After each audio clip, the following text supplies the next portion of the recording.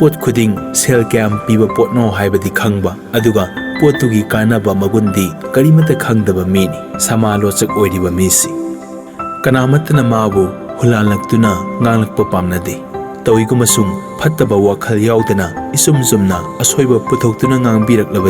madudagi aikhoina kanaba paratami amasung phagathanba ngammi mina hulalaktuna nganglakpada pukning sonthadanabagidamag character dakar oibagumna mina hulalaktuna ngangba munna taba ngamnabagisu character sangi fattaba wakhal yaudana migi aphapata puthokpa haibaga kalak yengthi wakhalga loina मीगी असोइबा ngang हाइबा पोट अनि सिगी खेनबदु खांगबा ngambasi यामना मरु ओइ मसिगी गुनसी पुनसीदा माइ पाकलबा मिसिंगदा लेइबा गुनसिंगनी हुलानदुना ngangliba मीदुगी पांदमदु करिनो हाइबा मसा खंगदोकपा ngambagi शक्ति लेबसी मीदुगी अफफता मसा खंगबा ngambagi विद्यादुगी सरुक अमनी विद्यादुगी तोप सरुक हेना सावबा सरुकती इसाना इसाबु मसा खंगजबा हाइबसिनी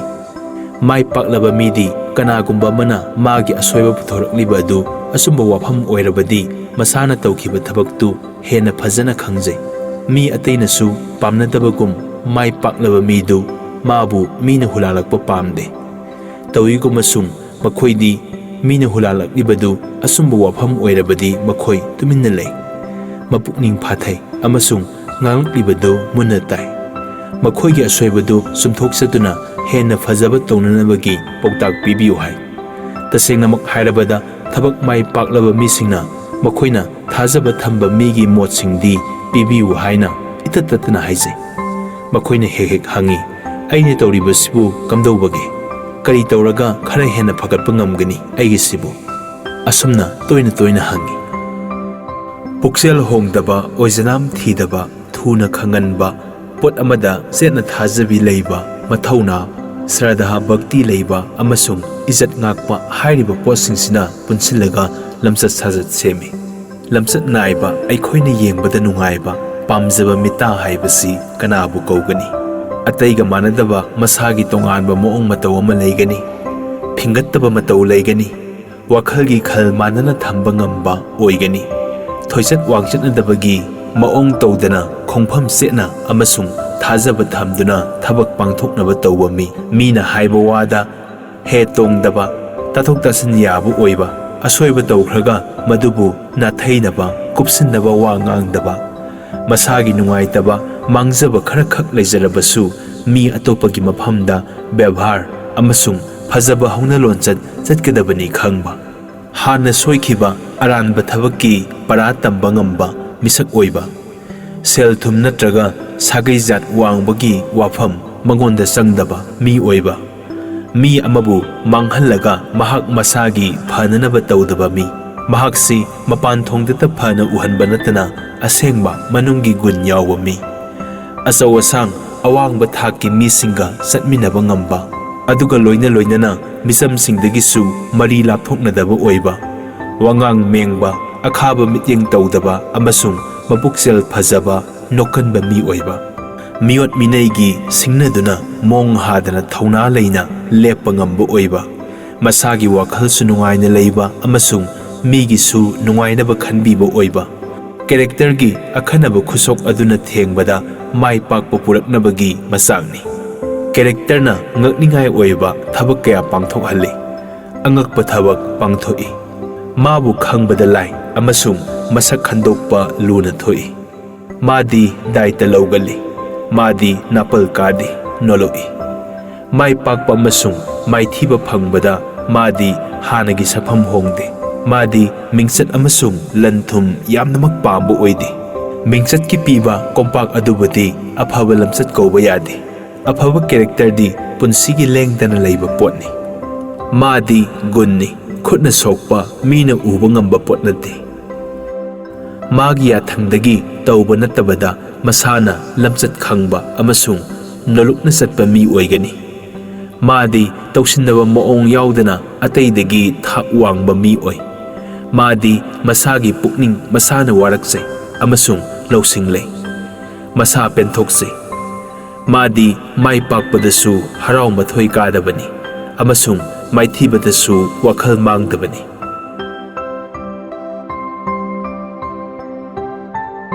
ꯑꯩꯠꯁ ꯔꯣꯁ ꯄꯦꯔꯠꯅ ꯍꯥꯏꯔꯝꯃꯤ꯫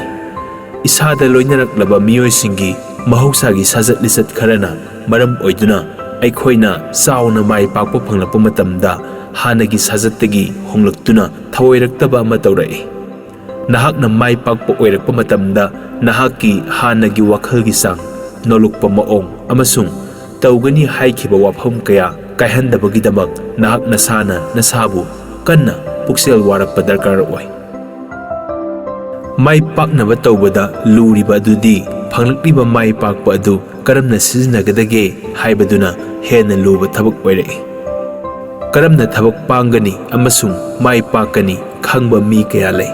ꯇꯧꯏꯒꯨꯝꯕꯁꯨꯡ ꯃꯈꯣꯏꯅ ꯃꯥꯏ ꯄꯥꯛꯂꯕ ꯃꯇꯨꯡꯗꯨꯗ ꯃꯗꯨ ꯀꯔꯝꯅ ꯁꯤꯖꯤꯟꯅꯒꯅꯤ ꯍꯥꯏꯕꯗꯤ ꯈꯪꯗꯦ, ꯍꯩꯇꯦ꯫ ꯃꯔꯝ ꯑꯁꯤ ꯂꯩꯕꯅꯅꯤ ꯊꯧꯉꯝꯕꯒꯤ ꯄꯥꯡꯒꯜ ꯑꯃꯁꯨꯡ ꯂꯝꯆꯠ ꯁꯥꯖꯠ ꯑꯅꯤꯁꯤ ꯈꯨꯠꯁꯝꯅꯅ ꯆꯠꯍꯟꯕ ꯌꯥꯗ꯭ꯔꯤꯕꯁꯤ꯫ ꯊꯧꯉꯝꯕꯒꯤ ꯄꯥꯡꯒꯜ ꯑꯗꯨꯅ ꯅꯍꯥꯛꯄꯨ ꯃꯥꯏ ꯄꯥꯛꯄ ꯐꯪꯍꯟꯒꯅꯤ꯫ ꯅꯍꯥꯛꯀꯤ ꯂꯝꯆꯠ ꯁꯥꯖꯠꯅ ꯅꯪꯕꯨ ꯄꯨꯟꯁꯤꯗ ꯃꯥꯏ ꯄꯥꯛꯄ ꯑꯣꯏꯍꯟꯗꯨꯅ ꯑꯁꯨꯝ ꯊꯝꯒꯅꯤ꯫ ꯑꯩꯈꯣꯏꯅ ꯏꯁꯥꯒꯤ ꯃꯅꯨꯡꯗ ꯒꯨꯟ ꯑꯃꯁꯨꯡ ꯄꯥꯡꯒꯜꯕꯨ ꯃꯤꯃꯥꯡꯗ ꯎꯠꯊꯣꯛꯄ ꯅꯠꯇ꯭ꯔꯒ ꯁꯥꯐꯣꯡꯕꯒꯤ ꯋꯥ ꯅꯠꯇꯦ꯫ ꯑꯩꯈꯣꯏꯅ ꯑꯣꯏꯒꯦ ꯈꯟꯖꯕ ꯃꯤꯁꯛ ꯑꯗꯨ ꯑꯣꯏꯅꯅꯕ ꯑꯩꯈꯣꯏꯅ ꯏꯁꯥꯕꯨ ꯁꯦꯝꯒꯠꯆꯕꯇꯅꯤ꯫ ꯂꯝꯆꯠ ꯁꯥꯖꯠ ꯁꯦꯝꯒꯠꯄꯒꯤ ꯊꯕꯛꯇꯤ ꯑꯉꯥꯡ ꯅꯋꯥ ꯄꯤꯁꯛ ꯑꯣꯏꯔꯤꯉꯩꯗꯒꯤ ꯍꯧꯏ ꯑꯃꯁꯨꯡ ꯁꯤꯕꯒꯤ ꯃꯇꯝ ꯑꯗꯨ ꯐꯥꯎꯕ ꯂꯦꯞꯇꯅ ꯑꯗꯨꯃꯛ ꯆꯠꯊꯩ꯫ ꯀꯦꯔꯦꯛꯇꯔꯗꯗꯤ ꯃꯥꯏ ꯄꯥꯛꯄꯒꯤ ꯃꯊꯧ ꯇꯥꯗꯦ꯫ ꯀꯦꯔꯦꯛꯇꯔ ꯍꯥꯏꯕꯁꯤ ꯃꯥꯏ ꯄꯥꯛꯄ ꯍꯥꯏꯕ ꯄꯣꯠꯁꯛ ꯑꯗꯨꯃꯛꯅꯤ꯫ ꯂꯩꯀꯣꯜꯒꯤ ꯍꯩ ꯂꯩꯁꯤꯡꯕꯨ ꯁꯤꯗꯅꯕ ꯃꯥꯂꯤꯗꯨꯅ ꯂꯦꯞꯄ ꯂꯩꯇꯅ ꯅꯥꯄꯤ ꯄꯦꯡꯕꯒꯨꯝ ꯑꯩꯈꯣꯏꯁꯨ ꯑꯩꯈꯣꯏ ꯏꯁꯥꯒꯤ ꯑꯁꯣꯏꯕ ꯑꯔꯥꯟꯕ ꯀꯌꯥ ꯂꯧꯊꯣꯛꯇꯨꯅ ꯁꯦꯝꯗꯣꯛꯇꯨꯅ ꯑꯩꯈꯣꯏꯒꯤ ꯂꯝꯆꯠ ꯁꯥꯖꯠꯁꯤ ꯁꯦꯝꯒꯠꯅꯕ ꯑꯃꯁꯨꯡ ꯐꯒꯠꯍꯟꯅꯕ ꯇꯧꯕ ꯗꯔꯀꯥꯔ ꯑꯣꯏ꯫ ꯑꯋꯥ ꯑꯅꯥ ꯈꯨꯗꯣꯡꯊꯤꯕꯅ ꯂꯝꯆꯠ ꯁꯥꯖꯠ ꯁꯦꯝꯒꯠꯂꯛꯏ ꯑꯃꯁꯨꯡ ꯃꯁꯛ ꯎꯠꯊꯣꯔꯛꯏ꯫ ꯑꯋꯥꯕ ꯈꯨꯗꯣꯡꯊꯤꯕ ꯃꯥꯌꯣꯛꯅꯅ ꯊꯕꯛ ꯇꯧꯕ ꯃꯇꯝꯗ ꯀꯅꯥꯒꯨꯝꯕ ꯃꯤ ꯈꯔꯅ ꯃꯃꯥꯡꯗ ꯃꯤꯅ ꯄꯥꯡꯊꯣꯛꯅꯈꯤꯕ ꯆꯥꯡꯗꯨꯗꯒꯤ ꯊꯣꯏꯗꯣꯛ ꯍꯦꯟꯗꯣꯛꯅ ꯐꯖꯅ ꯄꯥꯡꯊꯣꯛꯏ, ꯑꯗꯨꯒ ꯑꯇꯩ ꯀꯌꯥ ꯑꯃꯅ ꯄꯨꯟꯁꯤꯗ ꯑꯃꯨꯛ ꯍꯧꯒꯠꯄ ꯉꯝꯗꯕ ꯐꯤꯚꯝꯗ ꯂꯩꯍꯧꯏ꯫ ꯖꯣꯟ ꯑꯦꯐ ꯀꯦꯅꯦꯗꯤꯅ ꯅꯣꯡꯃ ꯍꯥꯏꯈꯤ ꯃꯗꯨꯗꯤ ꯊꯕꯛꯇꯨꯅ ꯂꯣꯏꯁꯤꯜꯂꯛꯂꯕ ꯐꯤꯚꯝ ꯐꯠꯂꯛꯇ꯭ꯔꯕ ꯃꯤ ꯑꯃꯅ ꯃꯗꯨꯗ ꯎꯠꯂꯛꯄ ꯋꯥꯈꯜ ꯃꯑꯣꯡꯗꯨꯅ ꯃꯤꯗꯨꯒꯤ ꯀꯦꯔꯦꯛꯇꯔ ꯃꯁꯛ ꯇꯥꯛꯏ꯫ ꯇꯧꯔꯤꯕ ꯊꯕꯛꯇꯨꯅ ꯈꯣꯡꯂꯧ ꯄꯨꯂꯧꯗꯅ ꯆꯠꯂꯤꯉꯩꯗꯗꯤ ꯑꯩꯈꯣꯏꯒꯤ ꯁꯥꯖꯠꯇ ꯃꯔꯝ ꯆꯨꯝꯅ ꯈꯟꯊꯕ, ꯃꯤꯅꯨꯡꯁꯤ ꯈꯪꯕ ꯑꯃꯁꯨꯡ ꯆꯤꯡꯂꯦꯝꯕ ꯃꯇꯧ ꯎꯠꯄꯗ ꯏꯔꯥꯏ ꯂꯥꯏꯅ ꯈꯪꯕ ꯉꯝꯃꯤ꯫ ꯇꯧꯏꯒꯨꯝꯕꯁꯨꯡ ꯑꯩꯈꯣꯏꯒꯤ ꯊꯕꯛꯅ ꯋꯥꯌꯣꯡ ꯆꯥꯔꯛꯇ꯭ꯔꯕ ꯃꯇꯝꯗ ꯑꯃꯁꯨꯡ ꯏꯊꯛꯇ ꯑꯋꯥꯕ ꯄꯣꯠꯂꯨꯝ ꯀꯌꯥ ꯅꯟꯊꯔꯛꯂꯕ ꯃꯇꯝꯗꯨꯗꯗꯤ ꯀꯅꯥꯒꯨꯝꯕ ꯃꯤ ꯈꯔꯗꯤ ꯋꯥꯈꯜ ꯅꯤꯡꯊꯤꯅ ꯈꯟꯕ ꯉꯝꯂꯛꯇꯦ ꯑꯃꯁꯨꯡ ꯑꯎ ꯑꯎꯕ ꯃꯤ ꯈꯨꯗꯤꯡ ꯑꯣꯟꯁꯤꯟꯗꯨꯅ ꯁꯤꯛꯏ꯫ ꯑꯗꯨꯒ ꯑꯃꯔꯣꯝꯗ ꯀꯅꯥꯒꯨꯝꯕ ꯃꯤ ꯈꯔꯗꯤ ꯋꯥꯈꯜ ꯆꯨꯝꯅ ꯈꯟꯕ ꯉꯝꯃꯤ ꯑꯃꯁꯨꯡ ꯃꯤ ꯑꯇꯣꯞꯄꯕꯨ ꯍꯥꯟꯅꯒꯤ ꯃꯇꯧꯒꯨꯝ ꯕꯦꯚꯥꯔ ꯇꯧꯅ ꯂꯣꯏꯅꯗꯨꯅ ꯆꯠꯂꯤ꯫ ꯑꯋꯥꯕ ꯈꯨꯗꯣꯡꯊꯤꯕ ꯃꯇꯝꯗ ꯃꯤ ꯑꯃꯒꯤ ꯀꯦꯔꯦꯛꯇꯔ ꯎꯠꯊꯣꯔꯛꯏ꯫ ꯔꯨꯁꯀꯤ ꯄꯥꯎꯔꯧ ꯑꯃ ꯂꯩ, ꯅꯨꯡꯊꯪꯅ ꯃꯤꯡꯁꯦꯜꯕꯨꯗꯤ ꯃꯆꯦꯠ ꯇꯥꯅ ꯊꯨꯒꯥꯏ ꯑꯗꯨꯒ ꯌꯣꯠꯄꯨꯅ ꯃꯊꯧ ꯍꯥꯞꯄꯤ꯫ ꯄꯥꯎꯔꯧꯁꯤꯗ ꯑꯆꯨꯝꯕ ꯋꯥ ꯌꯥꯝꯅ ꯌꯥꯎꯏ꯫ ꯑꯩꯈꯣꯏꯁꯤ ꯂꯤꯛꯂꯤꯅ ꯁꯥꯕꯔꯥ ꯅꯠꯇ꯭ꯔꯒ ꯌꯣꯠꯅ ꯁꯥꯔꯛꯄꯔꯥ? ꯁꯤꯖꯤꯟꯅꯔꯤꯕ ꯅꯨꯡꯊꯪꯗꯤ ꯑꯃꯈꯛꯇꯅꯤ꯫ ꯀꯥꯔꯕꯣꯟꯅ ꯌꯣꯠꯀꯤ ꯃꯒꯨꯟ ꯂꯦꯞꯄꯒꯨꯝꯅ ꯀꯦꯔꯦꯛꯇꯔꯅ ꯃꯤ ꯑꯃꯒꯤ ꯃꯒꯨꯟ ꯎꯠꯂꯤ꯫ ꯄꯣꯖꯤꯇꯤꯚ ꯑꯣꯏꯅ ꯋꯥꯈꯜ ꯈꯟꯕ ꯑꯃꯁꯨꯡ ꯄꯣꯖꯤꯇꯤꯚ ꯑꯣꯏꯅ ꯊꯥꯖꯕ ꯍꯥꯏꯕ ꯄꯣꯠ ꯑꯅꯤꯁꯤꯒꯤ ꯈꯦꯠꯅꯕ ꯀꯔꯤꯅꯣ? ꯅꯍꯥꯛꯅ ꯊꯃꯣꯏꯅꯨꯡꯗ ꯂꯣꯟꯅ ꯈꯜꯂꯤꯕ ꯋꯥꯈꯜꯁꯤꯡꯗꯨ ꯅꯪꯅ ꯇꯁꯦꯡꯅꯃꯛ ꯈꯣꯟꯖꯦꯜ ꯑꯣꯏꯅ ꯅꯥꯀꯣꯡꯗ ꯇꯥꯕ ꯉꯝꯂꯛꯂꯕꯗꯤ ꯀꯔꯤ ꯑꯣꯏꯔꯝꯒꯅꯤ? ꯃꯈꯣꯏꯗꯨ ꯄꯣꯖꯤꯇꯤꯚ ꯑꯣꯏꯕ꯭ꯔꯥ ꯅꯦꯒꯦꯇꯤꯚ ꯑꯣꯏꯕ꯭ꯔꯥ? ꯅꯪꯒꯤ ꯋꯥꯈꯜꯁꯤꯡꯗꯨ ꯃꯥꯏ ꯄꯥꯛꯅꯕꯒꯤ ꯅꯠꯇ꯭ꯔꯒ ꯃꯥꯏꯊꯤꯅꯕꯒꯤ ꯊꯧꯔꯝ ꯄꯔꯤꯡ ꯁꯦꯝꯂꯕ꯭ꯔꯥ? ꯅꯍꯥꯛꯅ ꯈꯜꯂꯤꯕ ꯋꯥꯈꯜ ꯈꯨꯈꯜ ꯑꯗꯨꯅ ꯅꯍꯥꯛꯅ ꯄꯥꯡꯊꯣꯛꯀꯦ ꯈꯜꯂꯤꯕ ꯊꯕꯛꯇꯨꯗ ꯌꯥꯝꯅ ꯀꯟꯕ ꯏꯊꯤꯜ ꯄꯤ꯫ ꯄꯣꯖꯤꯇꯤꯚ ꯑꯦꯇꯤꯆꯨꯗ ꯑꯃ ꯁꯦꯝꯕ, ꯂꯩꯕ ꯑꯃꯁꯨꯡ ꯊꯕꯛꯇꯨꯕꯨ ꯇꯧꯅꯤꯡꯕꯒꯤ ꯋꯥꯈꯜ ꯏꯍꯨꯜ ꯄꯣꯛꯍꯟꯕ ꯍꯥꯏꯕꯁꯤ ꯑꯩꯈꯣꯏꯅ ꯅꯨꯡꯇꯤꯒꯤ ꯇꯧꯅꯤꯡꯕ, ꯑꯣꯏꯍꯟꯅꯤꯡꯕ ꯄꯣꯠꯅꯤ꯫ ꯄꯣꯖꯤꯇꯤꯚ ꯑꯣꯏꯕ ꯃꯑꯣꯡꯗ ꯄꯨꯟꯁꯤ ꯑꯃ ꯍꯤꯡꯕ ꯍꯥꯏꯕꯁꯤ ꯑꯔꯥꯏꯕ ꯅꯠꯇꯦ, ꯑꯗꯨꯒ ꯑꯃꯨꯛꯁꯨ ꯅꯦꯒꯦꯇꯤꯚ ꯑꯣꯏꯅ ꯍꯤꯡꯕꯁꯨ ꯂꯥꯏꯗꯦ꯫ ꯑꯩꯕꯨ ꯑꯄꯥꯝꯕ ꯈꯜꯂꯨ ꯍꯥꯏꯔꯕꯗꯤ ꯑꯩꯗꯤ ꯄꯣꯖꯤꯇꯤꯚ ꯑꯣꯏꯅ ꯄꯨꯟꯁꯤ ꯍꯤꯡꯕ ꯑꯣꯏꯅ ꯈꯟꯒꯅꯤ꯫ ꯄꯣꯖꯤꯇꯤꯚ ꯑꯣꯏꯕ ꯃꯑꯣꯡꯗ ꯋꯥꯈꯜ ꯈꯟꯕꯁꯤꯅ ꯅꯍꯥꯛꯀꯤ ꯂꯩꯖꯔꯤꯕ ꯊꯕꯛ ꯇꯧꯅꯅꯕꯒꯤ ꯄꯥꯡꯒꯜꯗꯨ ꯑꯌꯧꯕꯤ ꯊꯥꯛꯇ ꯁꯤꯖꯤꯟꯅꯕ ꯉꯝꯍꯟꯕꯗ ꯃꯇꯦꯡ ꯄꯥꯡꯏ꯫ ꯄꯣꯖꯤꯇꯤꯚ ꯕꯤꯂꯤꯚꯤꯡꯅ ꯄꯣꯖꯤꯇꯤꯚ ꯊꯤꯡꯀꯤꯡꯗꯒꯤ ꯈꯔ ꯍꯦꯟꯖꯤꯟꯅ ꯊꯕꯛ ꯇꯧꯏ꯫ ꯄꯣꯖꯤꯇꯤꯚ ꯊꯤꯡꯀꯤꯡ ꯇꯧꯔꯤꯕ ꯄꯣꯠꯁꯛ ꯑꯗꯨ ꯊꯕꯛ ꯑꯣꯏꯅ ꯄꯥꯡꯊꯣꯛꯄ ꯉꯝꯒꯅꯤ ꯍꯥꯏꯕꯁꯤ positive believing na khangi. Thabak ama pangthoknaba sem sariba thorang adudi phal oina lakpa thajaba leibagi wakhal adu positive believing ni. Positive attitude amadi leiraga madubu pangthoknaba hotnarudrabadi madu bhapna pangkhan khanjaba mangdagi hena karisu oide mahai phangde. Thabak ama soidana oihanba maong sumna thajaba thambagi phajaba khudam ama makhagi sina utli.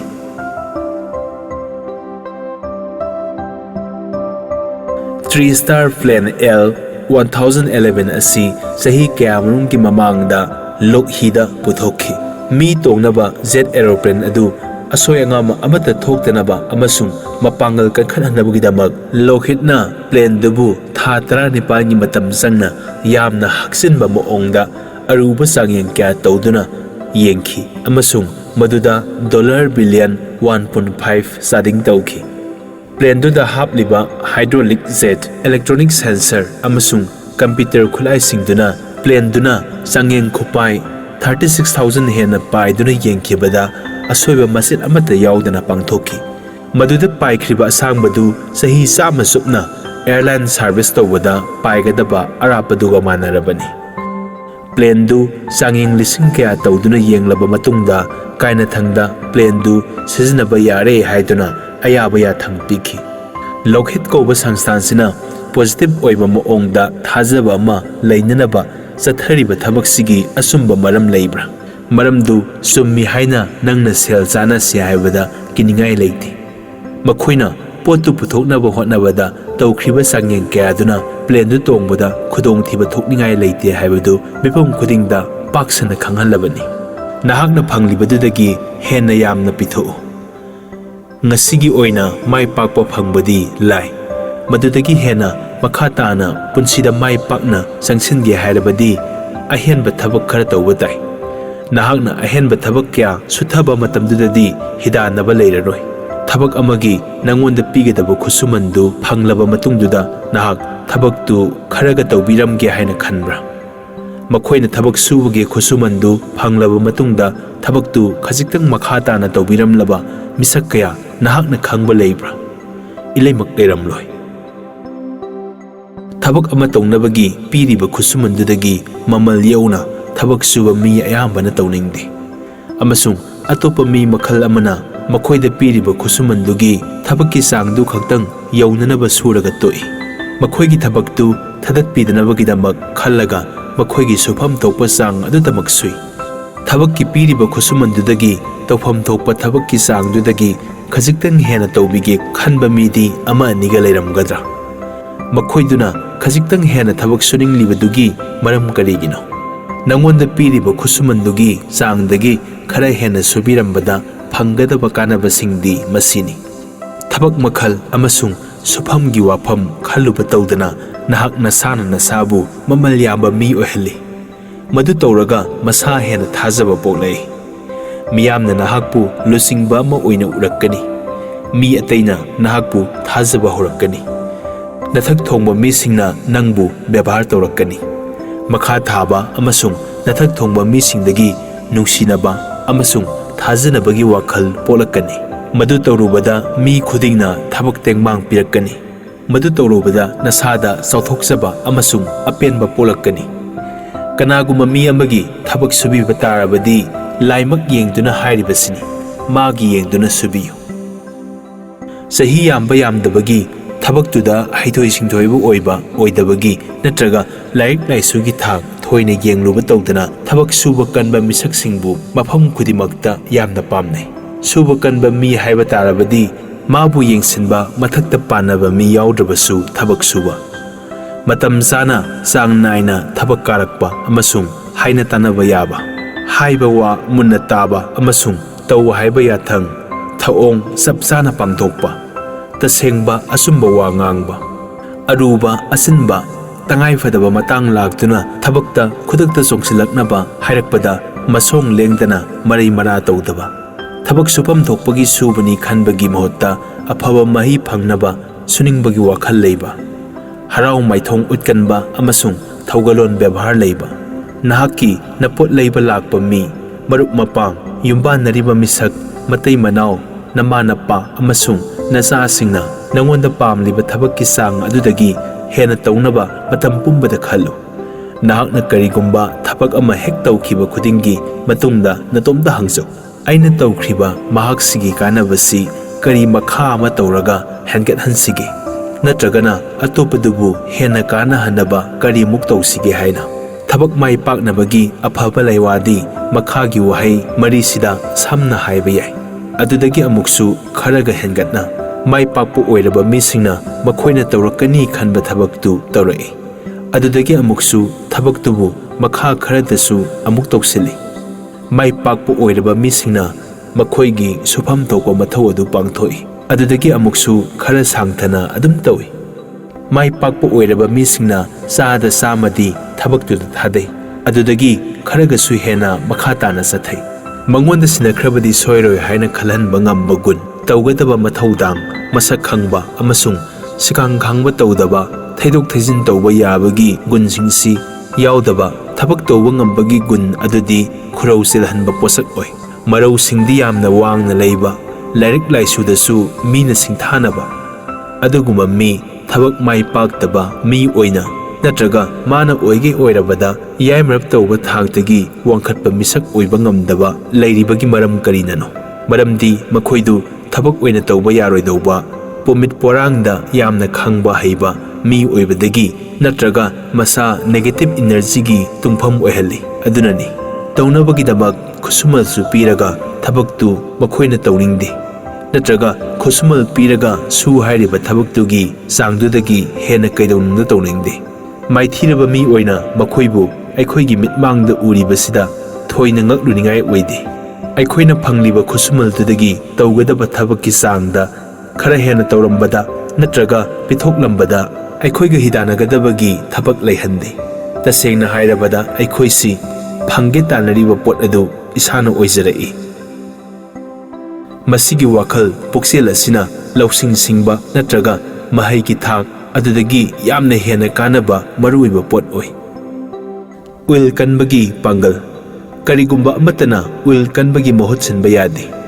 mi amagi masagi loina jaraklaba haisingbana su yade talent leiba maidi paktaba mi kya aikhoina toine tatatana yamna ui laipokki magul leibana su mohot sinba yade mana mathum phangba ngamdaba laipok kayagi wari miyamna taaduna ta leirabani mahi masing tambana su mahut sinba ngamde malem taibangsi lairikti heiraga mathaudi nathaiba nasangdaba mina pikthanna leiri uil kanba amasung pukning chap yungba khaktasina mafam matam punamakta mapangal khwaidagi leiba potni nahakna phangba yaba khwaidagi afaba awangba thaktu yaunanaba chatpa khongchat adu araiba lambi oiroi madu chatpada yaikhai thengaiba khudong thiba maithiba mayam ama thengnagani mai pakpu oiraba mina madu punamak namthektuna chatnanabagi pangal lei amasung khudong thiba maithiba nanglabasu amukka hena kanba ninghannataba wakhalga loinana manglomda amuk sangsili ninghannaduna thadokanu karigumba thabak ama wayong saraktrabada madu karigumba kanda hekta thengnarakpani nahakna sadau thongna chatliba lambidu ngamkhatpa ngakta oina uraklaba nahakki sengkaudu mayeng tarakladuna migi sendon yamlaklaba aduga amuktang noke khalakpa tanjada nungsa mapi honba taraklaba awa nungnang wakhalda nangbu khara nanghallaklaba tangai fadrabadi ngahak pothau matangduda adubu ninghannadunadi thadokanu thekoina koi yamna leiba khangamdaba angakpa potni punsisi aikhoi pumba masidi thengnaduna khangkhrabanina adudagi su maithiba kayasu kadukaran lakliba madubu nanthokduna chatlabadi nangna ngamlagadaba matangni nangi khongthangna sontharakpa malabasu thadi thadokanu atopa sapu ama nangna pirabadi nahak mai paklagani maithibadu mathak maka onthoklaga mai pakpo oi amuba singna leisingi phibanda ure phajaraba arangba masek aduga maduda nahak kyam naksille nahak khangba ngamloi kaidauno